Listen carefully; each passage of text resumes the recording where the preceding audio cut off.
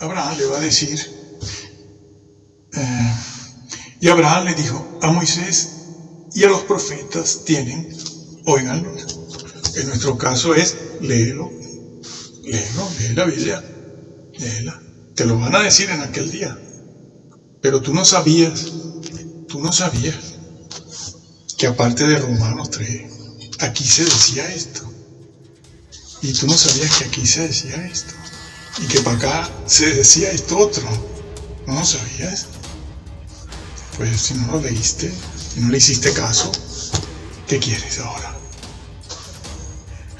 Es lo que le está diciendo el Señor aquí, el Padre Abraham, que en Moisés y los profetas estaba el plan de salvación. Está. Moisés y los profetas. Se lo viene citando a la iglesia de Mateo 5, Mateo 7, Mateo 22, y aquí al rico se lo cita también. La ley y los profetas. Allí está. Si eso lo hacen, tú no estarías en el infierno. Me hubiese salvado. Sí. Ay, pero eso tiene que ver con la salvación, la ley. Sí. Lo viene Jesús diciendo en todas partes. Y ya lo había dicho Pablo en Romanos 2, como explicamos. Ya. Sí. Ustedes han cambiado. No retienen la forma de las santas palabras. El modelo de la doctrina no lo retienen. Lo cambiaron. La doctrina sigue, pero no con el modelo original. No con el modelo original. Otro caballo, otro león, sí, distinto, de lado. Bueno. Y le dice, oigan, si tú hubieses oído eso, si tú hubieses hecho caso, tú no estarías ahí.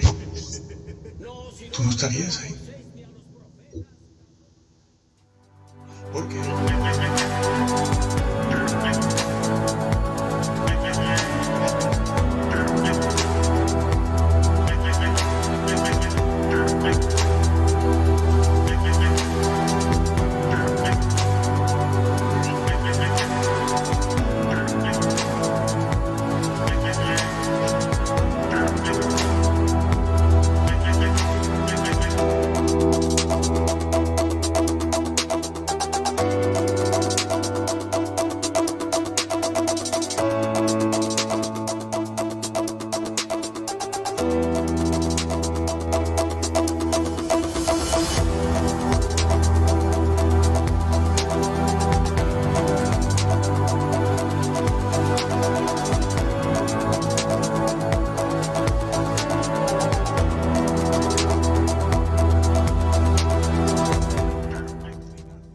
Estás cambiándolo todo.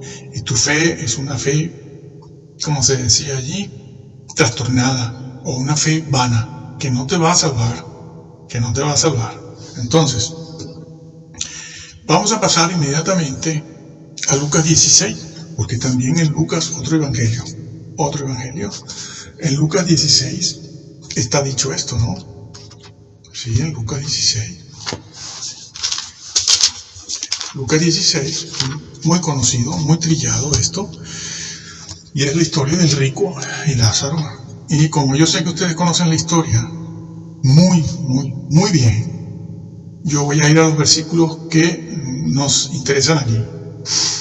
El rico en el infierno, versículo 24, dice, entonces él, el rico, dando voces, dijo, Padre Abraham, ten misericordia de mí y envía a Lázaro para que moje la punta de su dedo en agua y refresque mi lengua porque estoy atormentado en llamas.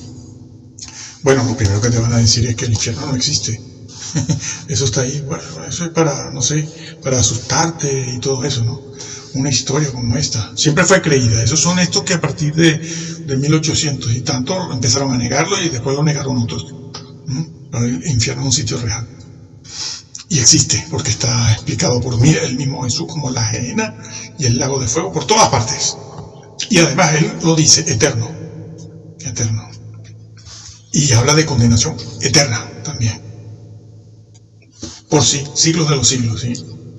Y entonces es aquí que el rico le dice, Padre Abraham. ¿Y por qué le dice, Padre Abraham? porque era judío. Claro, era judío. Si no, no sabe ni quién es el que le habla. Y el padre Abraham le dice, hijo, no le dice ateo. No, era judío. Y era un hombre rico y como tal, en una sociedad como aquella, era un hombre de un gran nivel, de un gran prestigio, gozaba con la clase alta religiosa de Israel. Era conocido, amigo y hermano de los grandes saduceos y también de la clase política herodiana, saduceo, fariseo y la clase herodiana, y también los líderes que Roma tenía allí, como por ejemplo Pilato, eran hombres importantes. José de Arimatea también era rico, sí, pero dos cosas distintas, ¿no?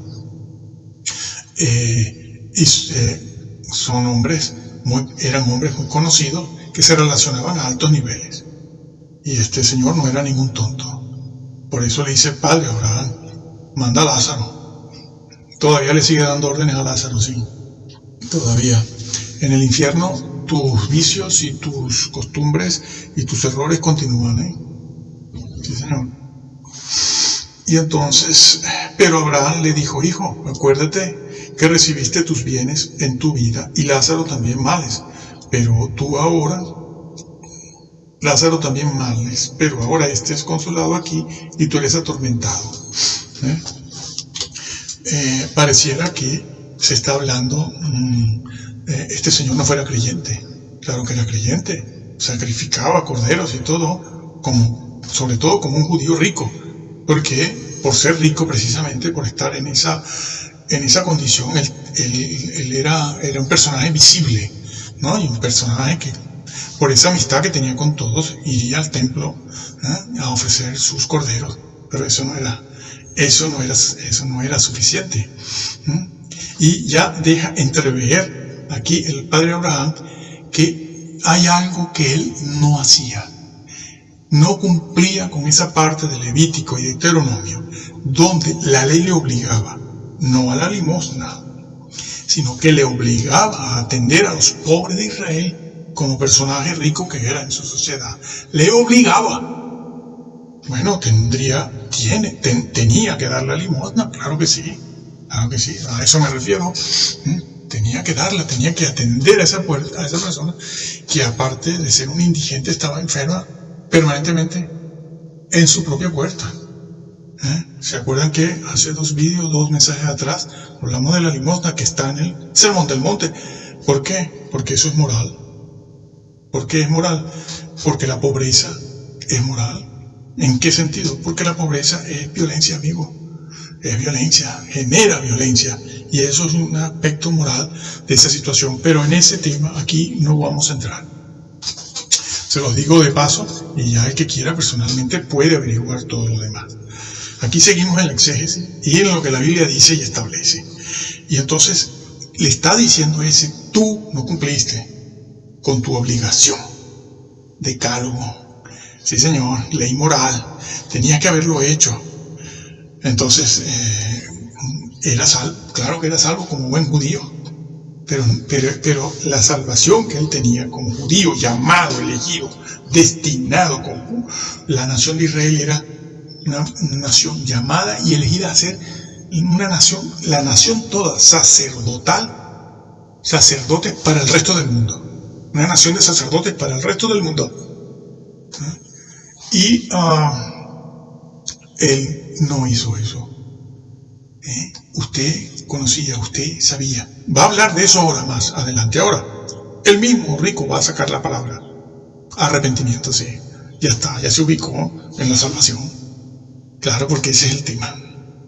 Pero bueno, regreso un poco atrás. Y entonces le dice eso. Usted no cumplió, amigo. Él también era creyente. No podía sacrificar corderos. No podía ir al templo por su condición de enfermo, de inútil, en camilla. Hasta los perros le lamían las heridas.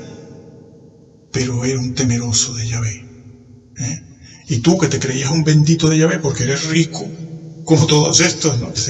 Claro, es que una persona rica o una persona de clase media o media alta que viste bien, que se presenta en el púlpito con corbata y todo lo demás, pasa por piadoso, no me digan que no, pasa por piadoso, muy piadoso, y si tiene familia más todavía. ¿Ah? Y él también creía eso. Eso está engramado también en el cerebro.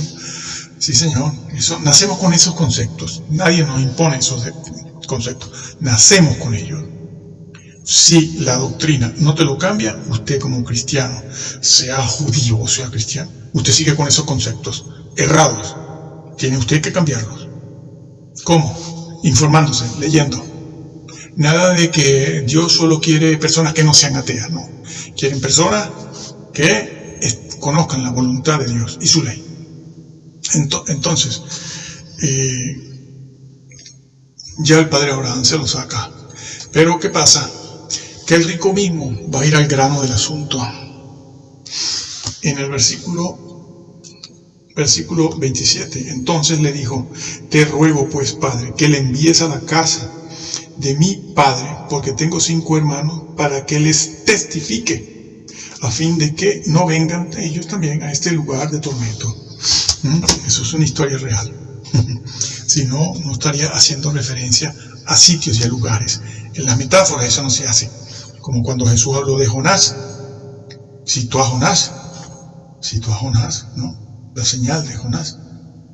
Algunos cristianos dicen: no, eso es una metáfora. ¿Cómo va a ser una metáfora? Jesús está citando, haciendo referencia a una metáfora. ¿Desde cuándo, señores? Pero bueno, ustedes, ¿dónde han estudiado ustedes? ¿Dónde se han informado? Nunca se utilizan las metáforas para hacer una referencia histórica. También lo hicieron con el huerto del Edén. Eso es una metáfora. Sobre todo los presbiterianos creen eso, sobre todo ellos. Dicen que los primeros capítulos del Génesis, eso es una metáfora, eso es una historia. Dios mío, ¿pero qué dices? Si resulta que Pablo en 2 de Corintios cita a Eva siendo tentada por la culebra. Lo cita como un hecho histórico. No se citan metáforas. Señores, tienen que revisarlo todo tienen que revisarlo. Se citan hechos históricos, no metáforas, no figuras. Está citándome figuras. Las figuras no hace falta citarlas, porque no son hechos históricos. Bueno, vamos a dejar eso ahí, porque es bárbaro esto. Entonces, él mismo dice que testifique. Se convirtió en misionero, ¿no? Muy conocido ese argumento. Sí, pero porque él no quiere que su familia vaya al lado de él allí, porque lo van a achuchar. Sí, señor. Eso está escrito en todas partes también, Van a estar juntos, allá abajo, todos. Sí, señor. Todos, achuchándose, dándose de golpes y de cosas. Sí, él no quiere. Se convierte en cuánto amor ahora, ¿no? De repente en el infierno tiene amor. No, está viendo lo que le espera, lo sabe. Ya lo sabe porque en el infierno y en el cielo se tiene mucha más luz y conocimiento del que tenemos aquí.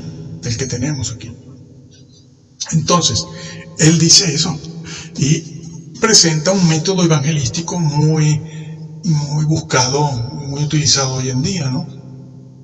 El de los milagros. Pero resulta que Jesús resucitó muertos de 3 y 4 días y nadie le creyó. De los líderes. Y él mismo resucitó y los líderes lo supieron de verdad. La plana mayor lo supo y lo escondió y pagó para eso. Entonces, era un método que nunca fue aceptado ni por el Señor ni por el padre Abraham. ¿Por qué no sirve? Bueno, vamos a ver la respuesta. El padre Abraham le va a decir, y Abraham le dijo: a Moisés y a los profetas tienen, óiganlos. En nuestro caso es, lee la Biblia, léela. Te lo van a decir en aquel día. Pero tú no sabías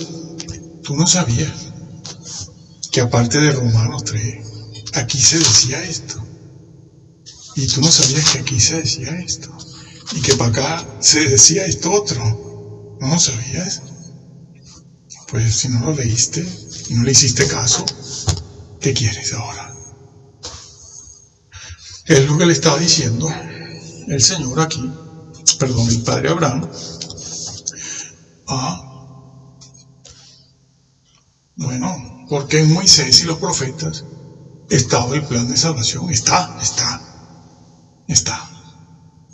Moisés y los profetas. Se lo viene citando a la iglesia de Mateo 5, Mateo 7, Mateo 22, y aquí al rico se lo cita también. La ley y los profetas. Allí está. Si eso lo hacen, tú no estarías en el infierno. Me hubiese salvado.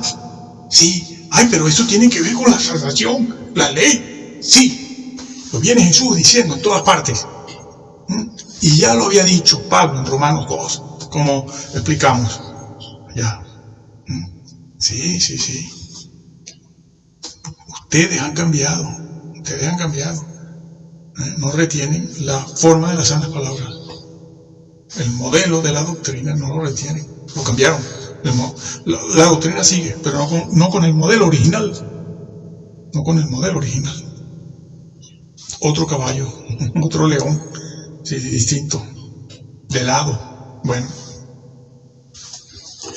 Y le dice, óiganos, si tú hubieses oído eso, si tú hubieses hecho caso, tú no estarías ahí.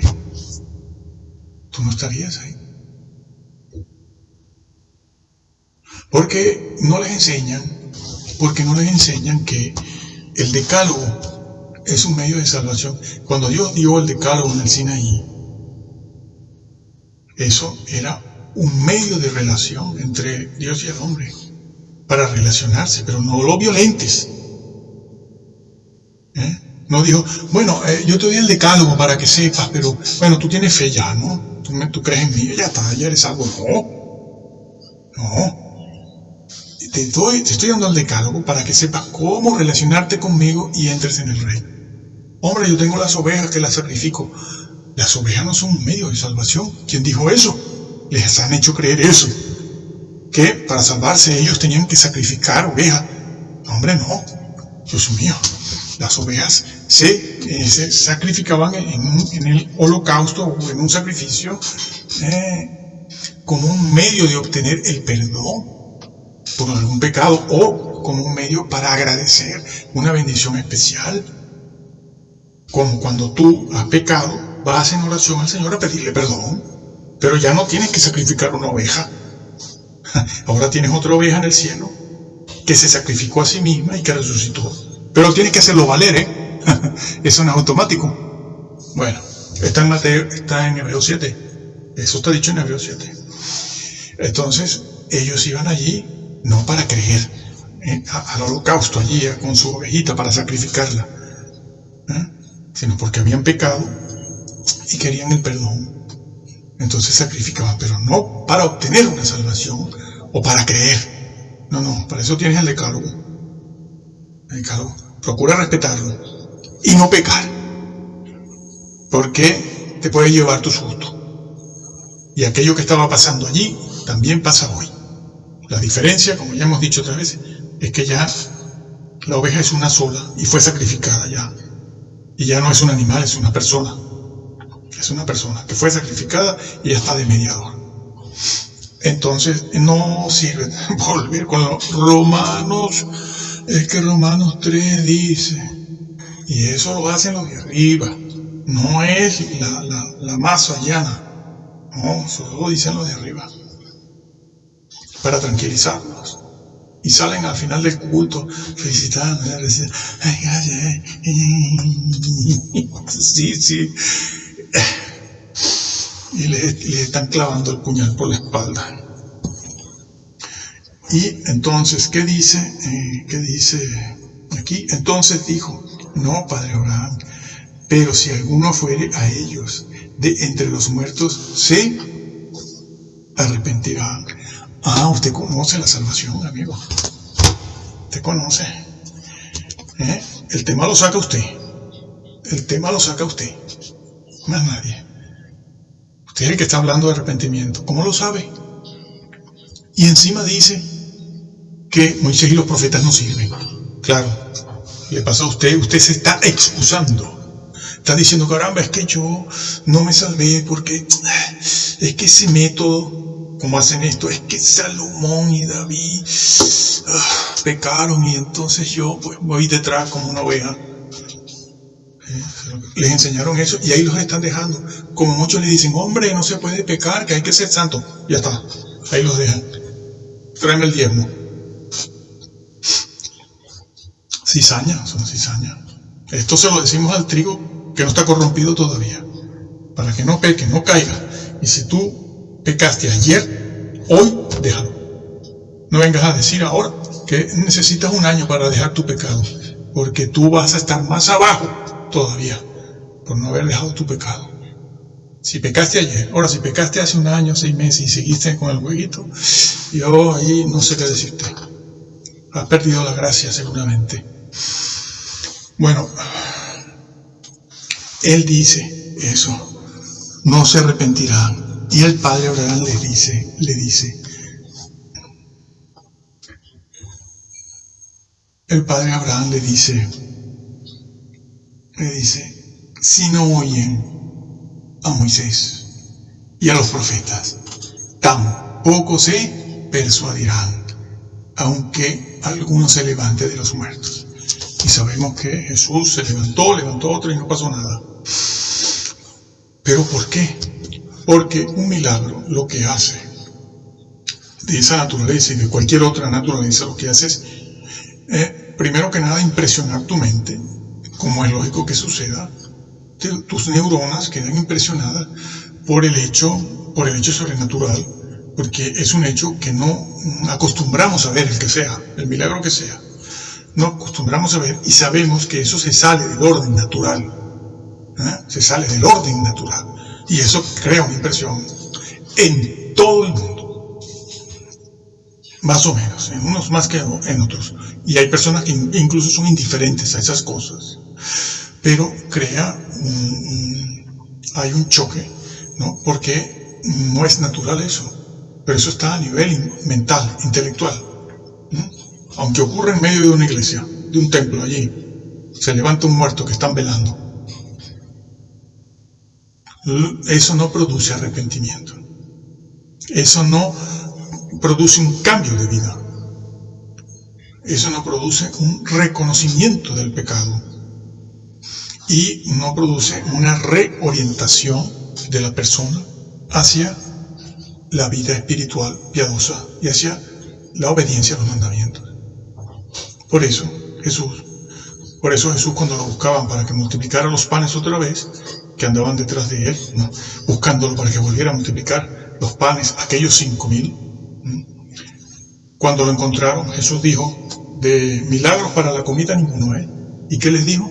Trabajad por la comida, como se trataba de la comida, trabajad por la comida que a vida eterna permanece. Trabajad por eso. No me estén buscando para volver a hacer un milagro de multiplicación de panes y peces. Yo ya les di en una oportunidad, pero eso no cambia, y de hecho no cambió a nadie. Aquellos milagros no cambiaban a los fariseos, a los saduceos. No los cambiaba. Lo traicionaron, lo mataron. Que si hubiese estado el pueblo de día allí, eso no lo hubieran podido hacer, porque el pueblo hubiese defendido a Jesús. Pero lo hicieron de noche y a espaldas del pueblo, entonces pudieron hacerlo. Los líderes siempre hacen eso, en secreto. Y después aparecen los 10 allí como grandes santos y grandes teólogos. Y ustedes, las ovejitas allí, todos nosotros allí, oyendo y viendo y diciendo sí, amén. Bueno, eso. A Moisés y a los profetas tienen. Si tú hubieras cumplido el decálogo, tú no estarías ahí. Si te hubieses ocupado de lo que Yahvé dijo en Levítico y Deuteronomio desde Moisés en cuanto a tu hermano en la indigencia y la enfermedad, tú te hubieses salvado. No, el milagro ese que tú me pides no va a producir ese arrepentimiento del que tú ahora me hablas, que sabes que tú tenías que haberte arrepentido y no lo hiciste, pero ibas a sacrificar ovejas, pero no tuviste en cuenta el decálogo, que te hablaba de mi relación contigo, y no lo tuviste en cuenta. no es posible. Nadie se convierte a través de milagros, casi nadie. No, el Señor Jesús, bueno, aquí está Jesús en Lucas poniéndolo en boca de Abraham, porque es una historia real. Es que si no fue